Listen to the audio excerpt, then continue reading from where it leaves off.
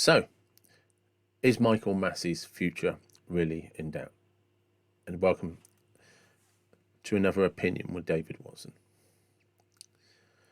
So I listened to an interview with Martin Brundle and Johnny Herbert, and like a lot of people, we're still talking about what happened with Lewis Hamilton and Verstappen at the end of the season, that last race.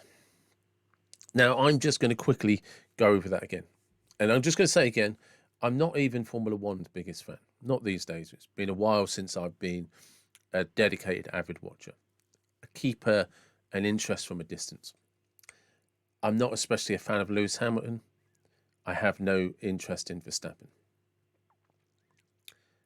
I do think that the way the race ended was a farce. I don't believe Massey was particularly trying to screw Lewis Hamilton over. My personal feelings are he got carried away in the moment and thought this isn't the way to end the greatest finish to a world championship in years. Let's make this exciting. And that's actually what he got, in my opinion, that's actually what he got wrong. Now, as far as I can tell and as far as I can understand, he didn't break any rules. He didn't. He was allowed to do what he did. But he definitely 100% manipulated the outcome of the race to make that last lap happen. And that was unfair on Lewis Hamilton because that just shouldn't have happened. There was no way in a million years Lewis Hamilton was going to keep Verstappen off him. That being said, you must also remember, I think, that Verstappen and Hamilton got to the last race neck and neck. So a racing incident at any point throughout the season, that's how close these guys were. A racing incident at any point throughout the season would have been enough to tip it in the other guy's favour. Now, the spectacle that everybody prayed for, I mean, it's the best outcome to the last race of the championship. Two guys, whoever wins the championship. That's every race director's dream. It's Formula One's dream.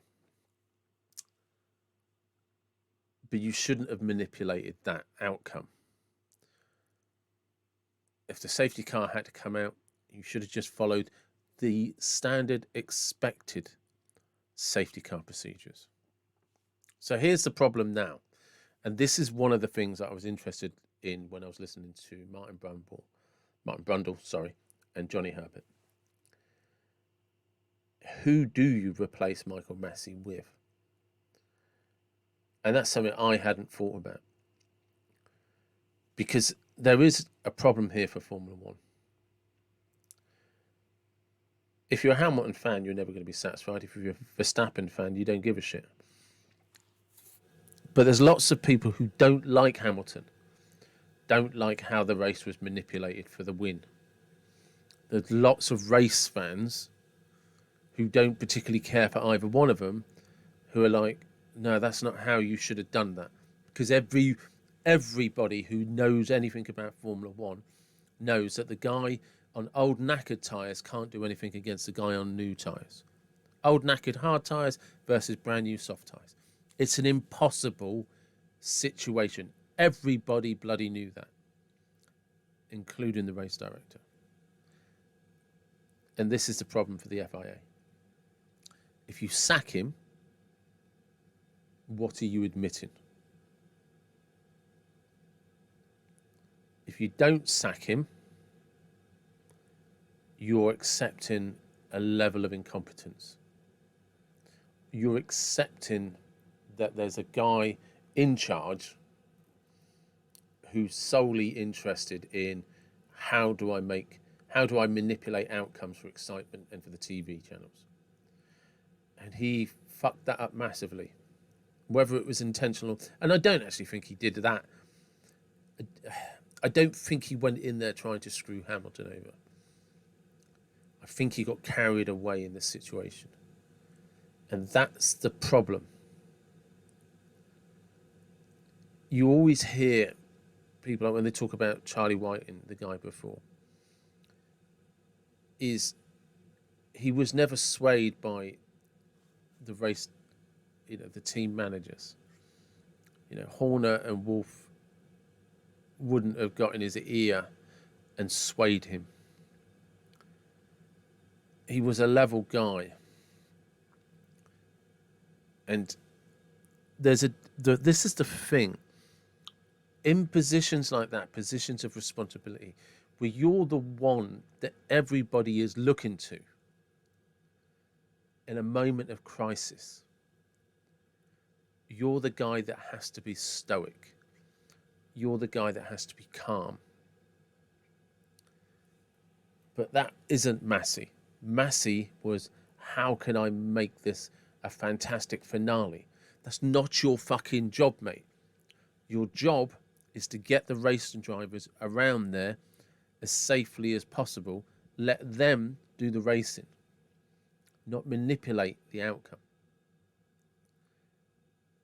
Ironically, if he'd left things as they were with Massey on brand new tyres and 3 cars to get past, you would have probably had a more exciting race that would have maybe, just maybe, gone down to the wire.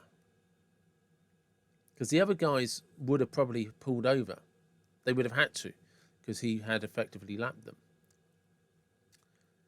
But he'd have still had to get past them. And it's worth remembering that Lewis Hamilton had an 11-second lead before the safety car was, before the accident, before the safety car. So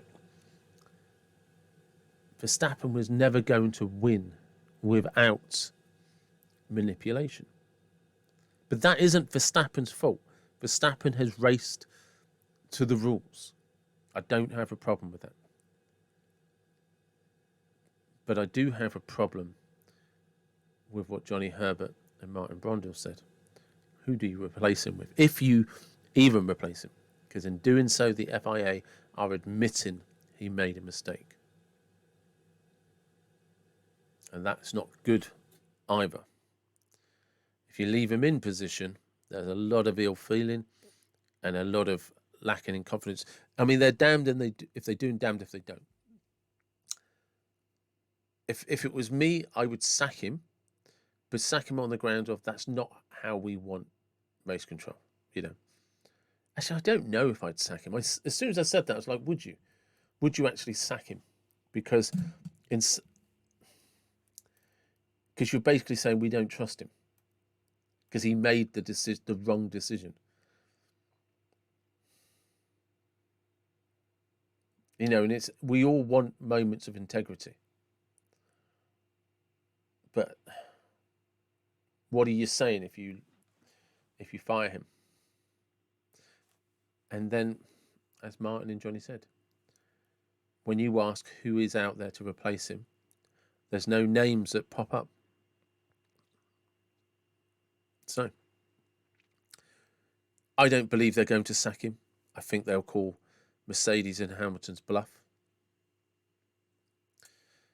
And whatever Lewis Hamilton decides to do, I wish him well. Good luck. Good luck to Verstappen.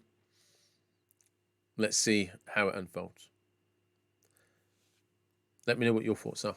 Please comment. Let me know.